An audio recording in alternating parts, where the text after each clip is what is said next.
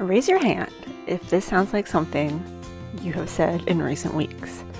I just have to get through these last few weeks of summer, and once the kids are back in school, life will calm down. Once we get back into a routine, be able to start eating healthier or exercising.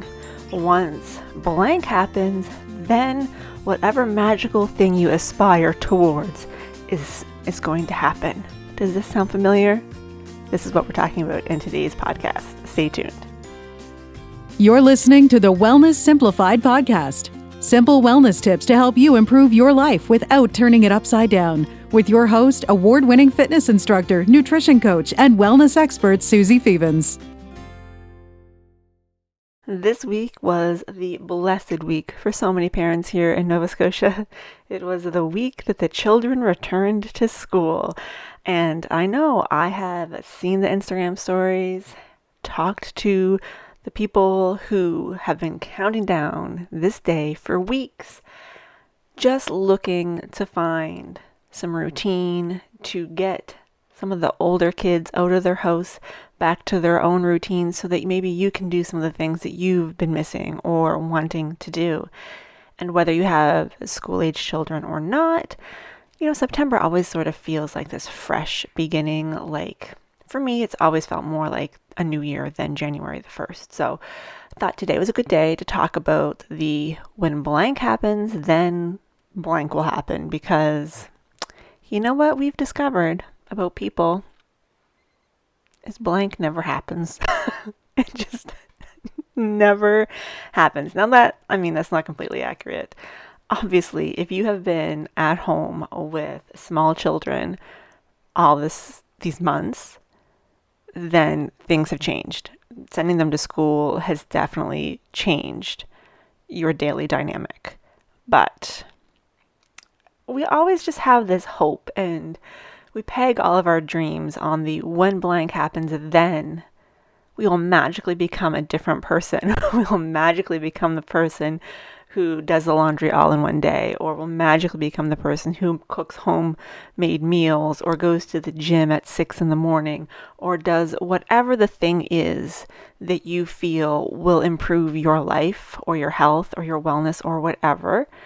And I don't want this to be like a Debbie Downer episode where I'm just like, you know what? Just because kids are going back to school, that doesn't mean you're going to be the person that you always wanted to be. You're still the same person. That's not my intent with this. What my intent is to maybe get you to set your sights a little bit lower to start with. And that's not even a good way of putting it, but that's what we're going to go with because I can't really think of another way of saying it. But maybe when whatever that first blank is, whether it is the kids going back to school or now that it's September and you feel like you're in a better routine, or whatever the thing might be, now that the temperatures are cooler and you think you're going to get up and exercise or go outside for a walk every morning, and then you get up and you find out that it's dark out, and really that's not the most enjoyable time for you to get out and exercise. Maybe you have a hard time falling asleep, and now you're getting up earlier in order to get in this exercise, which is actually making you tireder, so you do it for 3 days and then you're exhausted, and then you never do it again. Or you do it for 3 days and it's dark out and it makes you depressed, and then you never do it again. Whatever the thing is, we just have these grandeur ideas of, it's almost like this fairy tale that we tell ourselves, like, when this happens, when we're rescued from the tower, then everything will be perfect. And rarely is that the case. But these transitional times are a great time to make changes. It's just that we need to maybe set our sights a little bit lower to begin with. Maybe instead of saying, I'm going to get up at 6 a.m. and go for a 20-minute walk every morning, just say, I'm going to find 10 minutes in my day, somewhere in my day, for some purposeful movement. Maybe that means you actually take an afternoon break, get up from your desk, and walk outside, walk around the building you work in, maybe that's your house, I don't know, and come back in and sit down. It took 10 minutes. Most people are allowed a 10-minute break, and that is enough to get that movement in. It's also enough to wake you up and make you feel a little bit more energized during that afternoon slump. Maybe that's where you start, and then you build on it from there. Maybe instead of saying you're going to make a home-cooked meal every single night, you pick 1 or 2 family favorite recipes that you can make in the run of a week. And then as you get more into the habit of doing that again, you can start to add more in. This isn't a cold turkey situation. You don't need to do all or nothing. And that, when we get in that mindset, that is when we tend to fail. I said I was going to get up and walk for an hour every morning at 5:30 or 6. I did it for 3 days. I don't want to do it anymore. I am now a failure. But if you give yourself the opportunity for purposeful movement, a shorter period each day, or even say you want to do 2 hours worth in the run of a week, that would be a good starting point, because that means that you could do 2 1-hour walks, or 4 30-minute, or make me do math on the top of my head, 6 20-minute walks, or any combination thereof. You're giving yourself a weekly target instead of a daily requirement. And I just feel like that changes the narrative around it and makes it feel a lot more attainable. Maybe you aspire to write a novel, perhaps your weekly goal, and this is not going to be a very good numerical amount, because I have no concept of how much a person can write in an hour when they get on a good roll. But let's say your goal is to write 5,000 words a week. Maybe you can get that all done in one day. Maybe it takes you the entire week to pound that out. But putting a different spin on it, maybe you allot 20 minutes a day and you don't have any concerns about the actual word count amount that you churn out in that time. You just want to have that dedicated time. But 20 minutes is a lot more manageable than saying that you're going to do an hour or an hour and a half, or when the kids go to bed, then you're going to do whatever. Because you know what? I don't have kids, but one thing I do know is when the kids go to bed, most people don't want to do 100 things. It's like I've been dealing with things and people and kids and pets and problems all day, and I just want a little time to myself. Sure, that might mean that you work out if that is something you've already built into your routine, but it's probably not when you're going to start a new routine. So even though blank has happened, that magical second fairy tale blank maybe isn't realistic at this moment. Maybe 6 months from now, you're getting up and you're working out for an hour in the morning before the day begins. But right now, let's maybe look at 10 or 15 minutes at some point in the day. You don't need to jump directly from where you are to where you want to be. There was another podcast that we did about this a while back. I will link to that in the comments, but you're supposed to set your goals based on the person you are now, not the person you want to be. So you want to be the person who wakes up and works out for an hour. You don't start out as that person. You start out as that person who makes sure that they do 10 or 15 minutes of purposeful movement each day. And then after you've been doing that for a while, maybe you dedicate 15 minutes in the morning to doing that purposeful movement. And then you can slowly add on to it until you get to your goal. But you don't just go from one straight to the other. You don't wake up and decide, I'm going to be an Olympic gold medal swimmer. You don't get to just do that. You have to build your way there. And I think that when we do that, when we try to create goals that allow us to bridge that gap, it makes us feel a lot less like we're failing when we're not. We're learning, we're changing, and it's a lot more attainable. Because you know what else? Your body loves stasis. It likes to keep on doing what it's already been doing because that's what it knows, and it likes to keep you safe, and that's its job. So anytime you try to stretch out of those and try to incorporate new habits, your body, your brain is going to kind of say, like, I don't want to do that. Like, sleeping until 7:30 has been working just fine for us.